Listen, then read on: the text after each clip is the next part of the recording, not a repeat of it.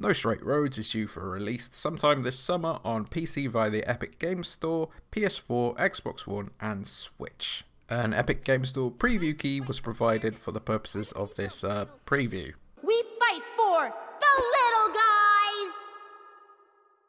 Zook, come here. Put your hand next to mine. Huh? Okay. What are you doing? Just hold up your pinky finger. Oh, like this? Now, put your hand next to mine.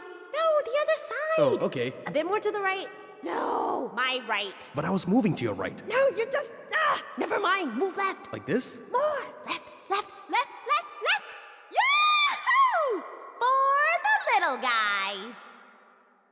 No Straight Roads might surprise a lot of people when it launches later this year. While obviously not the biggest game of the year, both in terms of scale and budget, it looks like it has enough about it to sneak into the hearts of many. Developed by Metronomic, which was established by talents involved with Final Fantasy and Street Fighter, No Straight Roads is an action-adventure game in which you try to take down an evil EDM empire, wow, say that really quick, with the power of rock.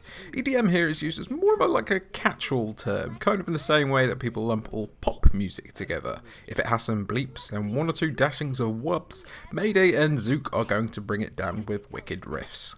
You control both of these characters almost at will, only having to wait for a cooldown before switching to and fro.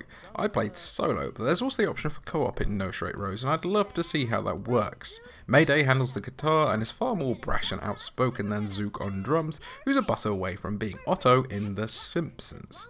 As a retired bassist myself, it would have been nice to see a third character on the bass, but we're used to being overlooked by now. Respect your local bassist, please.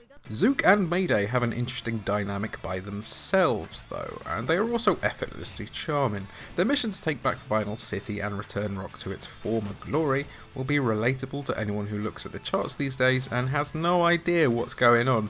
And luckily they're also a part of a very fun, ambitious game, though one that's not without some faults. Ostensibly a hack and slash game with some rhythm elements, your aim is to take down 8 different bosses and their grunts across the many districts of Vinyl City, each inspired by a different genre of music. The art direction here is superb, everything feels vibrant, though there are plenty of disaffected citizens who wander around as muted shades of grey. No Straight Roads has a vision all its own, evidenced by its unique structure.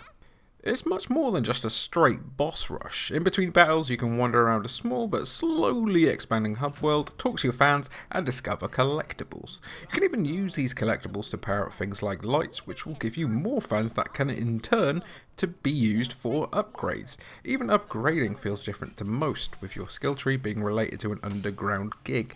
Mayday and Zook's headquarters is in a bunker, where you can equip different mods and stickers for various buffs and new skills, and even just sit in a room and feed a crocodile.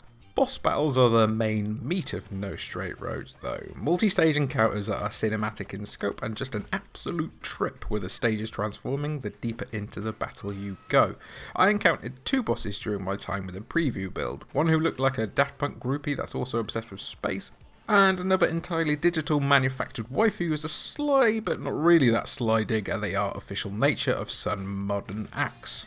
There's a lot going on in these battles, but the main gist is to bide your time and wait for the patterns to show themselves so you can eventually fire long-range attacks at them in the form of music notes, which can be obtained by smashing objects. Zook and Mayday both play differently, the former having more attacks in a combo but with less overall power, while Mayday is the opposite. I opted for Mayday primarily just as beating things up with a guitar felt better, though both are equally viable. That said, these boss battles, while definitely fun overall, do seem to have a little bit of an imbalance. The first 2 stages are absolute cakewalks, with slow-moving attacks that can be easily dodged, while the third spikes the difficulty far beyond what should be the natural escalation, the screen filling up with nonsense all at once. These third stages being difficult is fine, but the stage preceding it should be a bit more challenging so the spike doesn't feel as abrupt. Another criticism, which may be personal to me, is that these multi-stage bosses have no checkpoints between stages, so when you do inevitably get to the third stage and promptly fail, you have to start all over. I understand that this is intended to add to the challenge, but I just felt put off by it. The same reason why I gave Sekiro's final boss a few attempts before becoming frustrated with a repetition over various stages. But also, Ishin is an arse, alright?